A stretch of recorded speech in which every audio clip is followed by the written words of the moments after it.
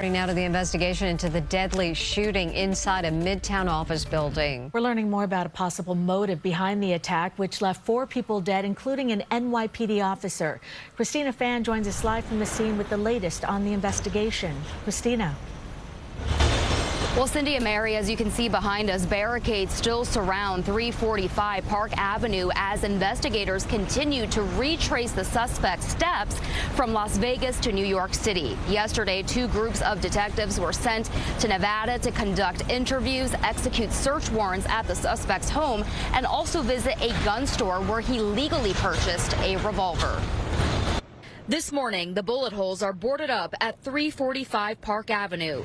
Feet away, a small memorial of flowers honoring the innocent lives taken after police say 27-year-old Shane Tamora began indiscriminately shooting inside Monday afternoon. You are responding to an active shooter incident. No unit shall enter any building without force protection. From almost the moment the gunman was spotted casually strolling towards the building's entrance with rifle in hand, people were already alerting police with 911 calls, according to Deputy Mayor Kaz Daughtry. The first call came in at 6:28 for a person walking into the building with a rifle. 6:28, and a couple seconds later, shots fired. By 6:32 p.m., NYPD officers were on the scene transmitting a 1013, which means officer needs assistance. The suspect killed 3 people in the lobby, a police officer, a security guard, and a mother of 2.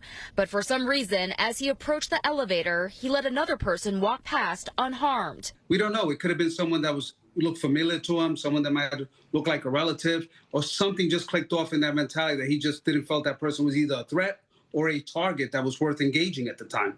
Police say Tamora killed a 4th person on the 33rd floor before turning the gun on himself. Investigators are now delving into the 3-page suicide note he left behind. According to NYPD Commissioner Jessica Tisch, the suspect claimed to be suffering from CTE, possibly from playing high school football, and blamed the NFL. He also writes, "Study my brain. I'm sorry," reflecting the preoccupation with CTE. Mr. Tamora mentions a Frontline documentary from 2013 on the topic and former NFL players who suffered from the disease. And the investigation also continues here in New York City, where detectives continue to comb through the 2 phones the suspect left here at the scene. It is unclear at this time when the office building will reopen, but we do know that the NFL sent out a note to its New York-based employees telling them to work from home at least until August 8th. Reporting live from Midtown, Christina Fan, CBS News, New York.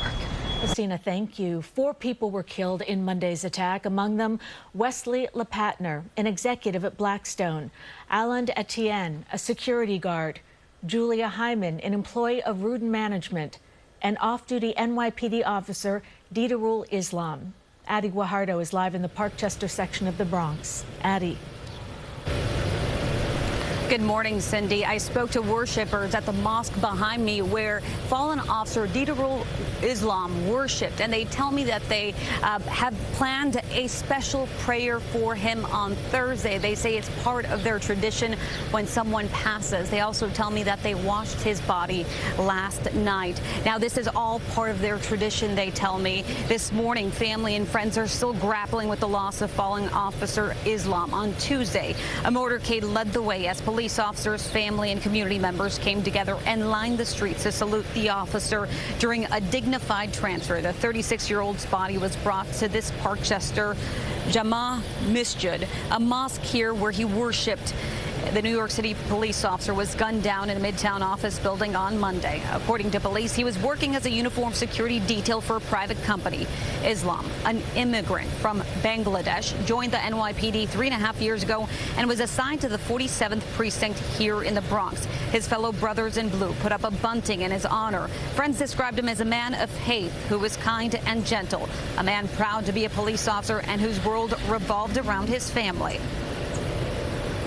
Excellent character. He was very hard worker, very good person. The youngest son doesn't really understand, and his eldest son is like in shock, walking around with his dad's police book. Islam was a husband and a father to 2 boys. His wife was pregnant and is expecting their 3rd child. She's 8 months pregnant. Governor Kathy Hochul says she spoke to Islam's wife and she's asking for prayers right now. Again, his funeral will be held at the mosque just behind me, and the special prayer will be held on Thursday outside of the mosque. I'm told that they're expecting hundreds of people, and police will be present along with barricades to ensure everyone's safety. In Parkchester, Guajardo, CBS News, New York. And the Yankees also paying tribute to Officer Didarul Islam. The team sharing this photo. They held a moment of silence before Tuesday's game at Yankee Stadium. Investigators believe the accused shooter in Monday's attack was targeting the NFL, which has offices at 345 Park Avenue. 27-year-old Shane Tamora lived in Las Vegas, where he worked as a casino security guard. Investigators say he drove to Manhattan to carry out the attack. We've learned Tamora played high school football in Southern California. I just remember that he was a quiet leader, a hard worker, very athletic, gifted. He could run the ball very well. Police say in a suicide note found in his wallet, Tamora blamed the NFL for his brain injuries. In that note, he referenced CTE and said the league knowingly concealed the dangers. Tamora had a concealed carry weapon permit. Sources tell CBS News in 2022 his background was clean, but not long after he was involved in 2 separate mental health incidents. My point is that there is a breakdown in the mental health aspects concerning law enforcement and getting someone into a care facility. NYPD investigators are now in Las Vegas, where detectives are interviewing a co-worker who bought part of the rifle used in Monday's deadly shootings. Right now, that co-worker does not appear to be facing any charges. Tamora shot himself in the chest. An autopsy will include an examination of Tamora's brain to see if he did have any brain damage, as he seemed to believe. And be sure to stay with CBS News New York as we learn more about the Midtown office shooting. For a detailed look at the timeline of events and what we know about the victims, you can head to our website at cbsnewyork.com.